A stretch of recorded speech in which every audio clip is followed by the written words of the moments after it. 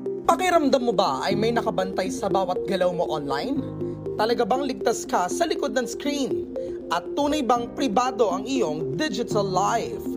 Kabilang din ba kayo sa mga nahack ang Facebook at iba't iba pang social media accounts? O hindi kaya naman ay napaisip din ba kayo kung saan ginagamit ng websites ang mga personal information na hinihingi nila? Tuklasin natin ang katotohanan tungkol sa online privacy at paano mas mapapangalagaan ang iyong digital footprint online. Alamin natin ang sagot sa lahat ng yan dito lang sa MIL 101. Kaugnay niya ni mga kapanayan po natin si Atty. Michael Santos and Chief of Complaints and Investigation Division ng National Privacy Commission. Magandang umaga po, Attorney. Magandang umaga din po. Attorney, this is Prof. Fee. We wanna know, ano po ba ang papel na ginagampanan ng NPC upang matiyak ang proteksyon ng personal na data ng ating mga kababayan, especially now na kaliwat kanan yung mga umuusbong na teknolohiya? Ng National Privacy Commission or NPC ay inatasan ng batas upang protektahan ang ating ang karapatan sa under the data privacy. So, to fulfill yung role na to, multiple roles ang ginagawa ng NPC. First, bilang educator, nagkikreate tayo ng awareness, ipinapaalam natin sa ating mga kababayan ang kanilang mga karapatan, at sa mga organisasyon, pinapaalam din natin ang kanilang mga tungkulin upang protektahan ang impormasyon, ang personal information ng ating mga kababayan. Pangalawa, tayo active sa pagmumonitor kung nagko-comply sila sa mga rules and regulations na ini-issue ng komisyon. At pangatlo, kung may mga paglabag, tayo nagiging investigador at naging enforcer ng mga provisions ng batas, especially yung mga penal provisions ng Data Privacy Act.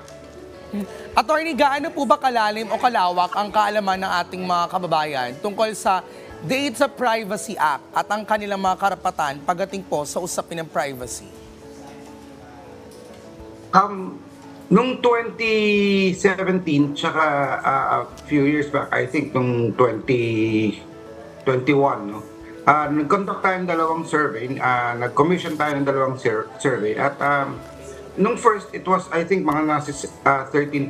Now, it's up to 25%. Malayo pa yung gap, no? Malayo pa yung awareness ng ating mga kababayan tungkol sa Data Privacy Act. At ito ay patuloy na nagiging hamon sa Commission upang mas malaman ng ating mga kababayan ang kanilang mga karapatan under the Data Privacy Act at kung paano dapat ine-expect nilang maprotektahan ang kanilang personal na impormasyon na nasa pangangalaga ng mga organisasyon.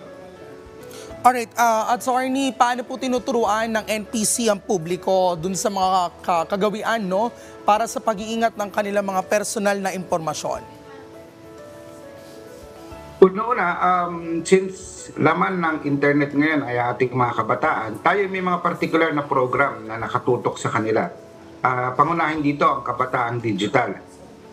Ito ay naglalayo na mas bigyan pa ng kaalaman ang ating mga kabataan upang paano gumalaw o maprotektahan ang sarili nila o ang tamang kilos sa online. Meron din tayong privacy, security, and safety at meron tayong mga roadshow or caravan on data privacy.